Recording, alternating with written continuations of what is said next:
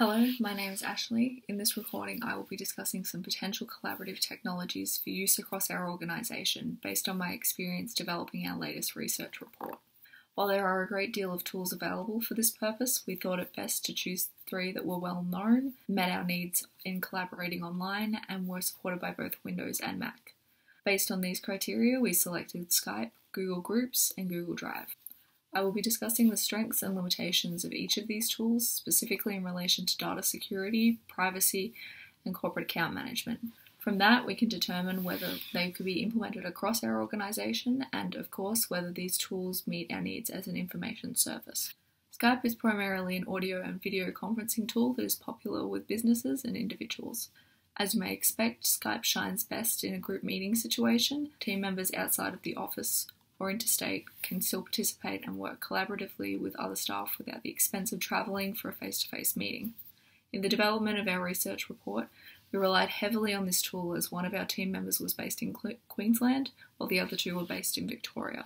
We found that we were able to work efficiently and with ease through video conferencing, as it allowed us to operate as if we were in a face-to-face meeting. Unfortunately, we couldn't utilise the screen sharing function in our use of Skype, as this is available only through their paid service, but that may prove useful for PowerPoint presentations in online meetings or training staff in rural or interstate branches. Fortunately, there aren't many weaknesses in terms of privacy or data security. Skype encrypts all data in their service and has a variety of privacy settings to restrict unsolicited contact, so the only significant problem we found is occasional dropouts and frame rate issues. This may not be a problem in capital cities where access to higher quality internet speeds would negate those issues, but staff at rural branches or operating from home may experience problems with video quality. Skype also features the ability to transfer files between users in a call, but as we were working on a document collaboratively, it made more sense for us to have group editing functions that Skype could not provide. Google Drive, however, allowed us to upload files from both our home and office computers and work on them in browser with real-time updates from team members. These functions would be excellent for working on client requests as a group and managing corporate profiles among multiple staff members. It has most of the features available in Microsoft's Office suite and apps for mobile devices, so staff can access and work on documents outside of the office if necessary. However, while this feature is incredibly useful, it has evident limitations.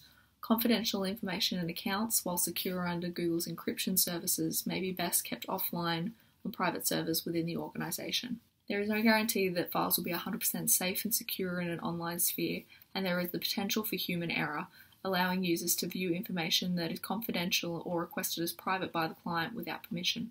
We also ran into some issues with uploading from different word processing software. Using Apache's Open Office suite on a MacBook Air, I found that when I opened the downloaded file from Google Drive, images were out of place and text was not formatted correctly. Slight differences between software and Drive's capabilities meant that some features of the document did not translate well.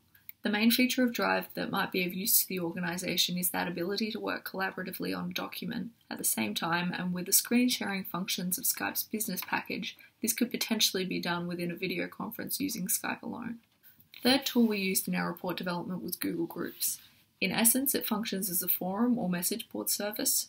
Users can create groups and invite other Google users to participate in a discussion, from work-related project development to the latest episode of MasterChef.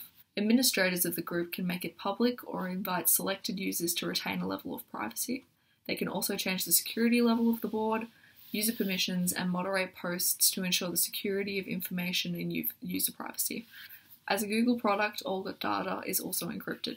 This tool could potentially function well in communication outside of meetings with clients and between staff members for office announcements and news.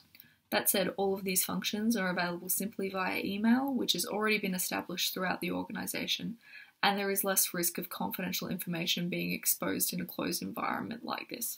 In the end, this tool became obsolete in our project, as we were already communicating on a weekly basis via Skype and had email services at our disposal. The addition of message boards seemed unnecessary, and team members' first port of call was usually email, and the boards were rarely checked. From my experience with the tools, the only one I can really recommend is Skype. It opens up a lot of doors in terms of meetings between branches, with clients and staff members, otherwise not at the office. And there are many functions that allow staff to work collaboratively on documents and in a secure and private way. Google Drive has potential as an additional collaborative service, but it is not necessarily the most secure way to do so. Groups was, in the end, unnecessary for our work, and I don't believe it will fare much better across 25 separate branches. Announcements and communication like this would be more appropriate for office email. For more information, I've included links to reference material in the description below, and I'd like to thank you very much for watching.